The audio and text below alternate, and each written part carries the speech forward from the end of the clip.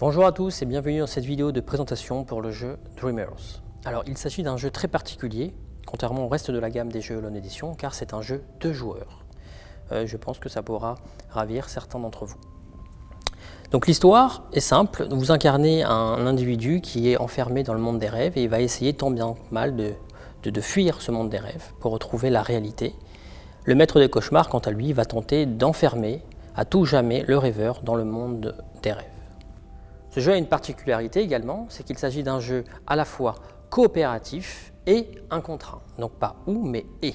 C'est-à-dire que pendant la partie, les rôles vont souvent s'inverser et vous allez avoir en face de vous un joueur qui sera parfois votre allié, parfois votre ennemi. Mais ça, vous ne le saurez pas, car les identités seront secrètes. Donc faisons une rapide présentation des cartes. Nous avons la carte premier joueur. Nous avons 3 cartes qui représentent les identités. Nous avons le deck de cartes cauchemar,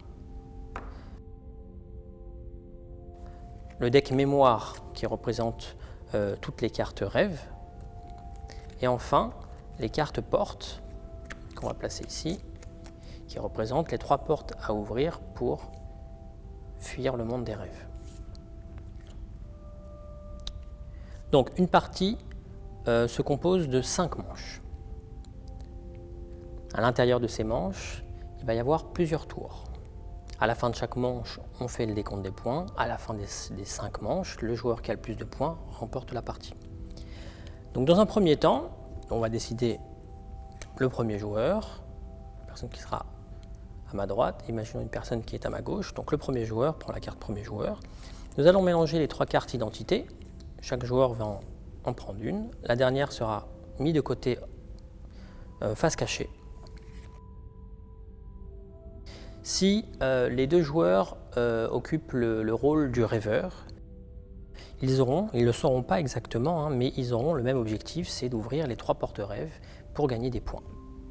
Si l'un des joueurs a pioché la carte maître des cauchemars, donc il jouera le rôle du maître des cauchemars, son rôle sera d'empêcher l'autre joueur de quitter le monde des rêves, mais sans se faire démasquer. Donc admettons que le tirage est celui-là. Et nous pouvons démarrer le premier tour. Donc, dans un tour, il y a plusieurs phases. Il y a d'abord la phase mémoire. C'est une phase assez simple. Les joueurs piochent des cartes afin d'atteindre, des cartes rêves, afin d'atteindre une main de 3 cartes. Donc, les cartes sont face cachée. Nous allons les dévoiler. Chaque joueur garde ses cartes en main.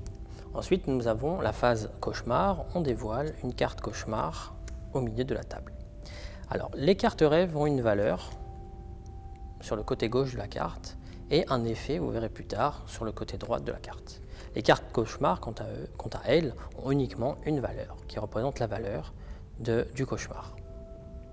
Ensuite, nous allons avoir la phase d'activation des rêves. Donc, dans un premier temps, c'est le premier joueur qui a la parole, va jouer une carte de sa main face cachée en annonçant l'un des 3 mots suivants, proche, loin, intermédiaire. Si selon lui cette carte, la valeur de la carte est à un niveau loin de la carte rêve, il annoncera loin. Si c'est un niveau plutôt proche, il annoncera proche. Si c'est un niveau plutôt intermédiaire, il dira intermédiaire. En l'occurrence là, imaginons qu'ils disent intermédiaire. Le second joueur va également poser une carte de sa main sans rien annoncer, il n'a pas besoin d'annoncer quoi que ce soit. Les joueurs retournent leurs cartes et on fait le calcul des 2 valeurs des cartes rêves. Si la somme des 2 cartes rêves est égale exactement à la valeur de la carte cauchemar, on ouvre une porte. Si ce n'est pas le cas, nous passons à la prochaine étape qui est la phase modificateur. La phase de modification permet au premier joueur dans un premier temps de jouer une seconde carte de sa main, mais en prenant en compte cette fois-ci l'information qui est ici. Alors il y aura des plus 1, plus 2, plus 3, moins 1, moins 2, moins 3, fois 2, etc. etc. S'il a une carte qui permet de modifier l'une des 2 cartes sur la table, l'une des 2 cartes rêves sur la table, et d'atteindre exactement la valeur de la carte cauchemar, il peut le faire, et la porte rêve, la porte du monde des rêves, pourra s'ouvrir. S'il ne veut pas le faire ou il ne peut pas le faire, il y passe. C'est au second joueur d'avoir la possibilité de faire cela. Il peut dire passe également. Si les deux ont passé, on passe à la phase d'accusation. On verra la phase d'accusation au prochain tour. Après la phase d'accusation, il va y avoir la phase de passation, qui est assez simple. Nous prenons la carte premier joueur, on la donne au deuxième joueur, et le deuxième joueur devient premier joueur. À ce moment-là, nous démarrons un nouveau tour. Donc les joueurs gardent leur carte d'identité jusqu'à la fin de la manche. Les joueurs piochent, donc phase mémoire, piochent des cartes du deck mémoire jusqu'à atteindre une main de 3 cartes. Là, ils vont en piocher une. Et phase de cauchemar, on dévoile une nouvelle carte cauchemar avec une nouvelle valeur. Phase d'activation des rêves, le premier joueur peut jouer une carte. On va enlever, on va défausser les autres. Le premier joueur va jouer une carte, alors peut-être pas celle-là. Admettons, il joue le 2, et il va annoncer loin. Le second joueur, sachant qu'il est loin, il va essayer de jouer une carte à faible valeur, mais il n'en a pas, il va jouer le 6. On dévoile les cartes. 6, 7, 8. J'ai dit à faible valeur, mais c'était à haute valeur puisqu'il avait dit loin. Donc là, nous avons la somme des deux cartes rêve qui est égale exactement à la valeur de la carte cauchemar. On ouvre une carte, on ouvre une porte. Ensuite, nous passons à la phase modificateur qui n'a pas lieu d'être, puisqu'il n'y a plus besoin de modifier les cartes. Nous passons à la phase d'accusation. Le premier joueur, et uniquement lui, s'il le souhaite, peut accuser le second joueur d'être le maître des cauchemars. Il se trouve que le premier joueur est lui-même le maître des cauchemars, donc il ne le fera pas. Ensuite, phase de passation, nous donnons la carte premier joueur au second joueur et il devient le premier joueur. C'est reparti pour un nouveau tour. On défausse les cartes rêve, on peut même défausser les cartes cauchemar. On pioche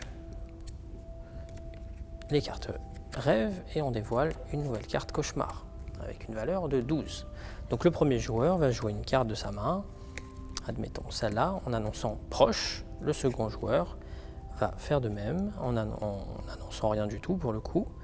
Voilà, il va jouer ça. On dévoile. Nous sommes à 15, nous avons dépassé la valeur de la carte cauchemar. Nous pouvons passer à la phase modificateur. Le premier joueur n'a pas de modificateur. Par contre, on constate qu'il a autre chose. On va voir ça dans un instant. Le second joueur, il ne veut pas jouer de modificateur. Donc nous passons à la phase d'accusation. Je vous ai dit qu'on allait y arriver. Donc la phase d'accusation, le premier joueur peut accuser donc le second joueur d'être le maître des cauchemars. Tout à l'heure, il n'a pas fait le maître des cauchemars parce qu'il n'a pas besoin de le faire. Il sait très bien que c'est lui le maître des cauchemars. Par contre, le second joueur, enfin le premier joueur, va avoir à un moment donné, au cours de la manche, des suspicions sur le second joueur, sur l'autre joueur. Si cet autre joueur fait des choses un peu étranges et empêche parfois des portes de s'ouvrir, ou alors dans ses émotions, il va se trahir. Donc le joueur qui sentira ça attendra son tour d'être premier joueur pour jouer pendant la phase d'accusation la carte accusation. Au moment d'accuser l'autre joueur, la manche s'arrête. Et là, les deux joueurs dévoilent leur identité. Et à ce moment-là, on vérifie les points.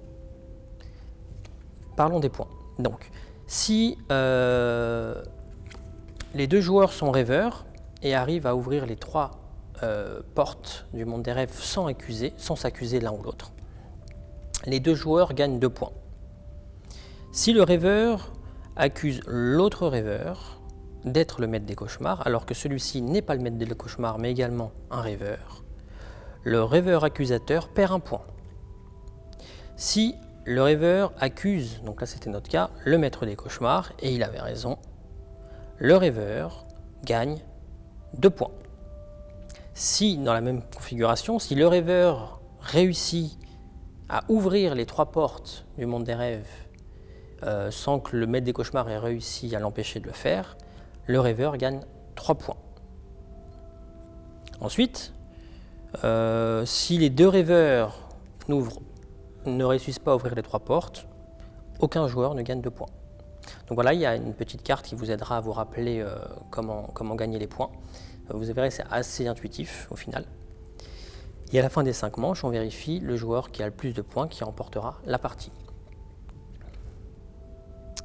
Donc vous l'avez compris, c'est un jeu où il y aura énormément de tension, de bluff, de suspense, parce que à chaque manche, la carte identité ne sera pas la même.